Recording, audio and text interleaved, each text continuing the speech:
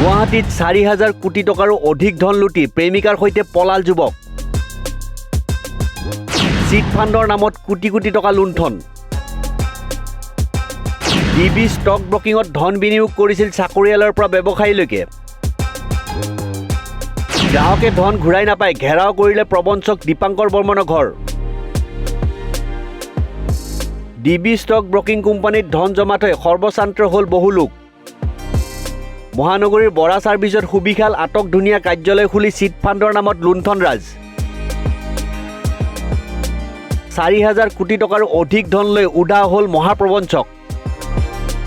অধিক আশাত কষ্টৰ ধন বিনিয়োগ কৰি মূলধনো হেৰুৱাবলগীয়া হ'ল বহু গ্ৰাহকে।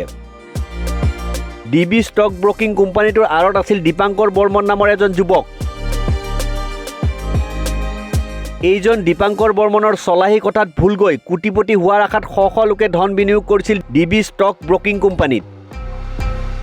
বহুতে বেংকৰ সাঁচতীয়া ধন আনি বিনিয়োগ কৰিলে ডিবি ষ্টক ব্ৰকিঙত, কিন্তু মূৰকত হেৰুৱাবলগীয়া হ'ল কষ্টৰ ধন। উত্তৰ অসম তোলপাৰ লগোৱা ট্ৰেডিং এপ YBYৰ প্ৰবঞ্চনাৰ বিষয়ে পোহৰলৈ অহাৰ পিছতেই সোমবাৰে বৰা ছাৰ্ভিচত ডিবি ষ্টক ব্ৰকিং কোম্পানীৰ কাৰ্যালয়ত উপস্থিত হৈছিল শ শ গ্ৰাহক। কিন্তু ধুবাং-বাং কাৰ্যালয় দেখি সৰগ ভাগি পৰে গ্ৰাহকৰ মূৰত। ফোনযোগে দীপাংকৰ বৰ্মনক বিচাৰি হাহাকাৰ ভুক্তভোগী গ্ৰাহকৰ। তেতিয়ালৈ প্ৰেমিকাক লগত লৈ অসম এৰি বহিৰাজ্যলৈ পলায়ন কৰিছিল মহাপ্ৰবঞ্চক দীপাংকৰ বৰ্মনে। উল্লেখ্য যে ডিবি ষ্টক ব্ৰকিঙত ধন বিনিয়োগ কৰিছিল চাকৰিয়ালৰ পৰা ব্যৱসায়ীলৈকে। গ্ৰাহকে ধন ঘূৰাই নাপায়, ঘেৰাও কৰিলে জালুকবাৰীত থকা প্ৰবঞ্চক দীপাংকৰ বৰ্মনৰ ঘৰ। দীপাংকৰৰ পিতৃকো আক্ৰমণ কৰে ক্ষুব্ধ গ্ৰাহকে। গুৱাহাটী আৰক্ষীৰ কাষ চপাৰ সিদ্ধান্ত লৈছে ডিবি ষ্টক ব্ৰকিঙৰ গ্ৰাহকে।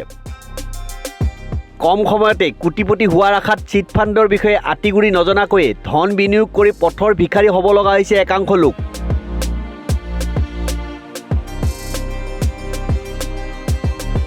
News desk report, news 13।